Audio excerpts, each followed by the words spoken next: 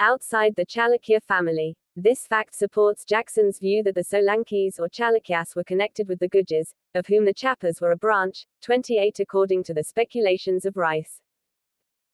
The word Chalukya resembles Seleucia, and the bitter wars between the Chalukyas and the Pallavas may be explained as a continuation in South India of the quarrels of the Seleucidae and the Arsacidae, Parthians, the Pallavas being regarded as the Parthians. There is little evidence to support the above views. The derivation of the word from the Turkey root is unsatisfactory, and the supposed identity of the Chalukyas and the Gujas does not bear any resemblance to the different forms of names that occur in the Chalukyan records. Regarding the Pallava and Parthian identity, it is argued that the words Pallava and Pallava may be same philologically, but historically the two terms refer to two different peoples. This is clear from Rajasekara's Bhuvanakosha. In this work, the author regards the Pallavas and the Pallavas as different peoples occupying South India and the Trans-Indus Valley respectively. As the identity between the two words has lost its weight, Rice's view loses its force. We may now examine the preambles of the early and late Chalukyan records to elicit solution to the problem of origin.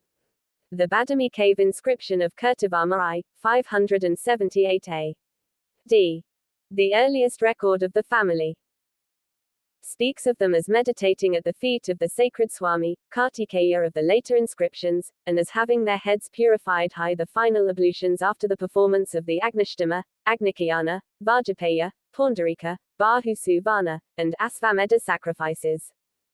The Hyderabad grant of Pulakesine II, A.D.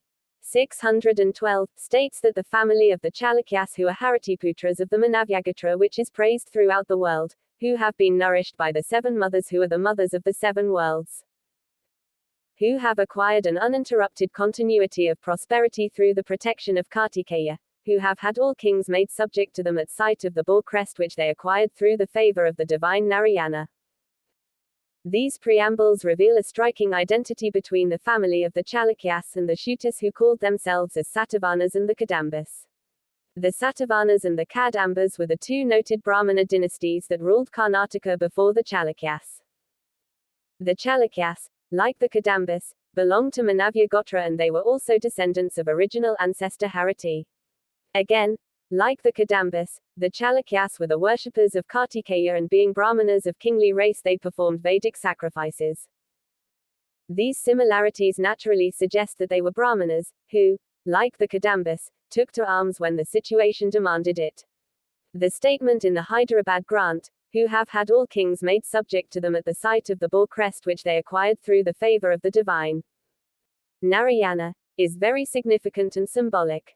This crest was adopted to indicate the nature of their work, that of protecting the earth from molestation by bad rulers, by suggesting a comparison with the task achieved by Lord Narayana in his boar incarnation.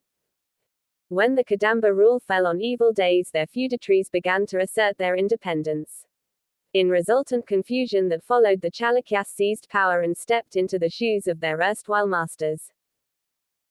Thus the identification of Chalukya with the Malasena Maha Talavara Vasistiputra Kandakalaiki Remanaka, the feudatory chief under Ixvakis of Nagarjunakonda, and thereby treating him as Andhras, seem far-fetched. 29. He is called Vasistiputra and belonged to the family of Haramnaka or Haranyakis, whereas the Chalukyas were Haratiputras and belonged to Manavyagatra. Likewise, the statement in the Kautham grant of Vikramaditya V that 59 kings of that lineage reigned at the city of Ayodhya and passed away, and after that, 16 governed the Dakshinapatha or region of the south, is equally unconvincing. The record speaks of Ayodhya as their original home. In the first place, the lateness of record makes its account suspect. There is a gap of about 5 centuries between the foundation of the Chalukya dynasty and the Kautham grant. By this time, the real history having been forgotten, they took to new inventions. This explains the location of their original home at Ayodhya and assigning for themselves the solar and the lunar races. The story of Vijayadityas, a prince of the family, death in an encounter with Trilokana Pallava, the upbringing of his posthumous son, Vishnuvardhana, by Vishnubhata Samayajan, and the successful attempts he made later to establish the Chalukya power seems at best imaginary. The story of the founder of a dynasty being born fatherless of a mother in adversity and then